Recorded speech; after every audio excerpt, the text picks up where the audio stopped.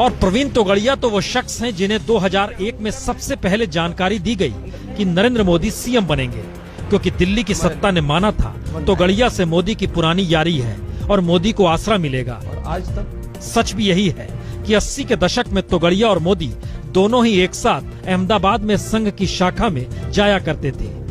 मणिनगर के हेडगेवार भवन में दोनों एक साथ अक्सर देखे जाते थे। संघ की विचारधारा फैलाने के लिए दोनों ही एक साथ मोटरसाइकिल पर घूमते थे। और तो और 1995 से 2001 के दौर तक में जब मोदी को बीजेपी का कोई नेता गुजरात में तरजीह नहीं देता, तब नरेंद्र मोदी अहमदाबाद जाते तो विश्व हिंदू परिषद के दफ्तर में ही वक्त गुजारते, क्योंकि वहां तोगड़िया हुआ करते थे। और सीएम बनने के बाद तोगड़िया के करीबी गोवर्धन झोड़पिया को अपने मंत्रिमंडल में जगह भी मोदी ने तोगड़िया के कहने पर ही दी।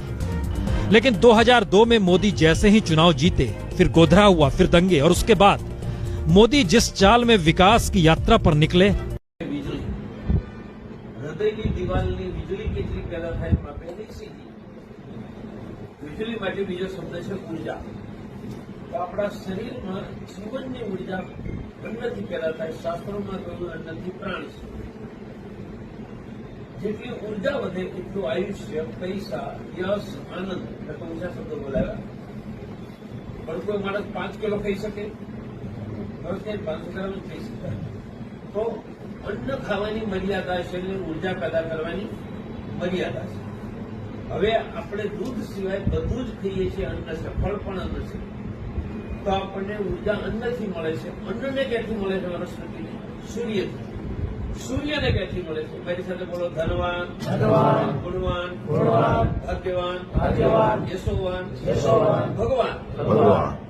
તમને સમજી ધનવાન માની બહુ પૈસા, ગુણવાન માની બહુ ગુણ, ભગવાન માની બહુ જ ભગ. સંસ્કૃતમાં ભગનો અર્થ થાય છે ઉર્જા, ઇલેક્ટ્રિસિટી. મારી સાથે બોલો. અનંત કોટી બ્રહ્માંડની ઉર્જાના માલિક ભગવાનની ઉર્જા સીધી ડાયરેક્ટ મેળવવાનું નામ હિન્દુ ધર્મ. ભગવાનની ઉર્જા ડાયરેક્ટ મેળવવા દરરોજ પૂજા કરો, મંદિરે દર્શન કરો, મંત્ર બોલો. એટલે મેં તમને મંત્રો બધા વેદોના મંત્રો એનાથી એક ઉર્જા પેદા થાય છે. એ ઉર્જા આપણું વધારે છે. તમને બધું યાદ નહીં એટલે હું કાગળ બધા આપું છું. તમારે શું કરવાનું? કાગળ ઘરે 7 થી 3 વખત વાંચો. એના ફોટા પાડીને બધાને મોકલો. જે વંશ્યનું કલ્યાણ થશે. એટલે બીજું